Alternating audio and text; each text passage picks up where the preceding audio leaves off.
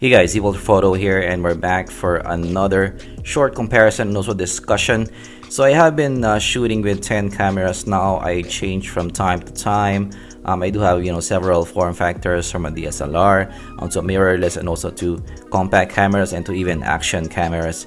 So I change from time to time, and before I got more compact cameras, I do have the XT20, and that's pretty super small still for a mirrorless camera. And I'm kind of thinking why I should buy a RICOH GR before. So that's what we're gonna talk about. Should you get a RICOH GR when you already have an XT20 or a small mirrorless? Is it worth it to go to the RICOH GR, and what are the advantages of going for the RICOH GR?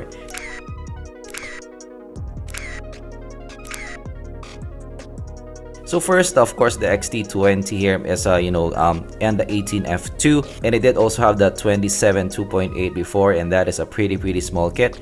And if you are gonna do a small size comparison, it's similar, but definitely the RICOH GR is a lot smaller compared to what you get with the Fuji XT20. I do have a grip with the Fuji XT20, and this gets smaller. So actually, yes, the RICOH GR is smaller. And definitely a lot smaller when you turn it sideways. So in terms of size, definitely the RICOH GR still has its advantage over the XT20. But actually, in the grand scheme of things, they're not super duper far off.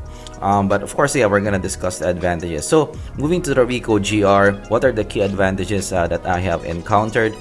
Definitely first is the pocketability. So the XT20, even if it's a relatively small cam, even if with a 27 2.8, it's not pocketable for me. Meaning of pocketable, jeans pocketable.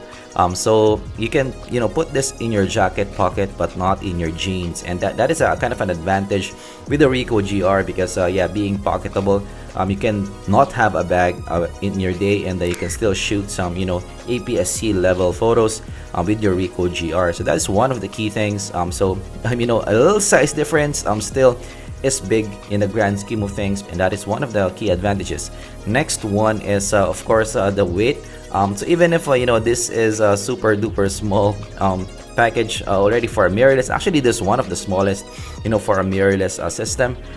This one is still a lot lighter. It's 20% to 30% lighter compared to what you get with the XT20, and that is really cool for maneuvering, especially when you're on street, when you're doing some street photography. You want to get that weird angles, you want to be fast in your framing, and this definitely helps on that. A lighter weight, do some more maneuvering with the RICOH GR. So actually I did experience that with the RICOH GR. When I'm holding the RICOH GR, I just tend to go for weirder angles compared to my mirrorless for some reason, and that is maybe because of the weight.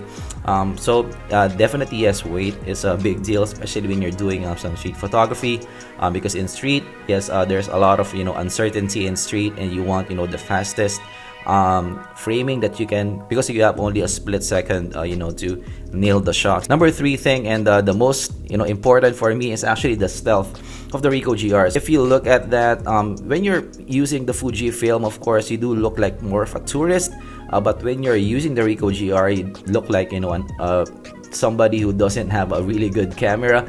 It just looks like a point and shoot, and that is a very big advantage, especially when you're on street. So wearing this, you have a kind of a bigger lens. You look like more intimidating in a way, especially when you're shooting face to face kind of street photography. So with this, the RICOH GR is the super duper stealthy. Even if you take a photo of a person, they won't notice you, and I did experience that as well in my usage. When I'm shooting with the RICOH GR, nobody notices me.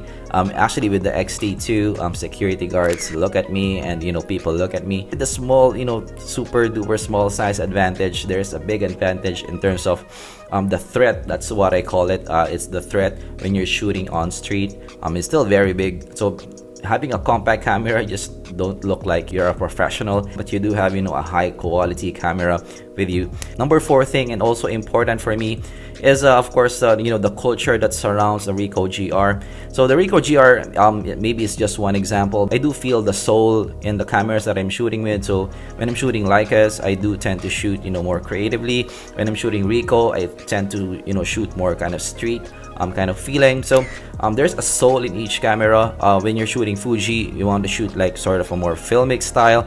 So I believe that there's a soul in each camera. So I do have my Leica X2 with me, and this is also one of my daily cameras for street photography. My main camera is the Leica Q.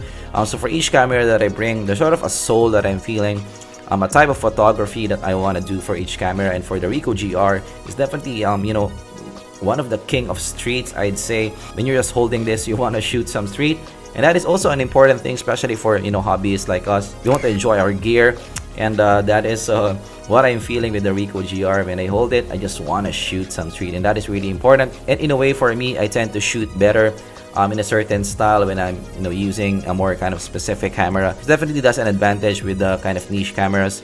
They're really designed as for street, and I do feel the street feeling in the RICOH GR. Actually, the RICOH GR3 is even smaller compared to this one. It's even more stealthy. It's even more street friendly compared to the RICOH GR2. Next one, and actually one of my favorite thing, if not my favorite thing, why I went all out with compact cameras. I do have 4 compact cameras now, is the ease of use and also the minimalism of the system. So sometimes when I'm using actually all the time when I'm using my Fujis, the first thing that I have in mind when I'm doing a shoot is what lens do I use, and that is not something that you want, especially on street. This is an interchangeable lens, and usually when I see a scene, first thing that I have in mind, maybe I can use my 23 1.4, maybe the 56 1.2 would be nice for this, or maybe even the 52 140 would be nice for this. So that's kind of my first thought. If you're not like that, you'll survive well with a Fuji, but I am like that. I'm kind of a sort of a gearhead, so I want to limit myself, and that is what I'm getting. Of course, with the RICOH GR, I feel the limitation in the RICOH GR, and I do like that kind of feeling, the feeling of limitation. You need to walk, you're forced to walk, you're forced to frame, you're forced to kind of do things because you have this kind of limitation. That is really important for me. I feel more pleasure in my shots because of that limitation. So when you get a shot and you have a limitation, it feels more pleasurable for me. It's a more fun kind of photography experience when I did take the shot and I got the shot. So that is really important for me, and also not thinking of the gear is really important, especially for when I'm doing some fun shooting. I don't want to think of anything else. I just want to produce the photo. So I remove a lot of things in the middle to make me produce a very good photo. That is really important for me. So the minimalism of compact cameras is really nice for me. So for almost a lot of my street shooting, just always use a compact camera with me. So of course I do also do that sometimes with the Fujifilm. What I do is I just bring one lens. So if we have a Fujifilm system, maybe that's something that you can do when you go out in a shoot for some street photography. Just bring one lens, limit yourself, and I believe that you'll be better as a photographer because with that limitations you get out of your comfort zone, and that is something I really like. So that is the key things that I like about compact cameras, RICOH GR, and specifically over mirrorless cameras. Of course, pros and cons, but the pros that I mentioned for the RICOH GR just resonates with me, and that's why sometimes, and a lot of the times, I shoot with compact cameras. I do super love compact cameras. I think I will collect more. I will buy more because I do like that. I don't have the X100F yet. That is my next purchase. Especially for this channel, I want to do some street photography with that. Of course, yeah, that is our discussion for today. Let me know what you think of the difference between these both. Do you agree or disagree with what I said? Are you using both, and what are you using more compared to compact camera and a mirrorless system? Let me know also down in the comments below. If you learned something, leave a like and subscribe for more content like this in the future. I do some street photography vlogs, a point of view, and also camera reviews and discussions like this that interest us photographers. So I'm more of making the shot than the technicalities of things. So I do want to discuss a lot of creative processes here in ZPolTap. So if you are into that, maybe you can subscribe here. So that's my discussion for today, and I'm gonna see you guys in the next video. Keep on shooting. Goodbye.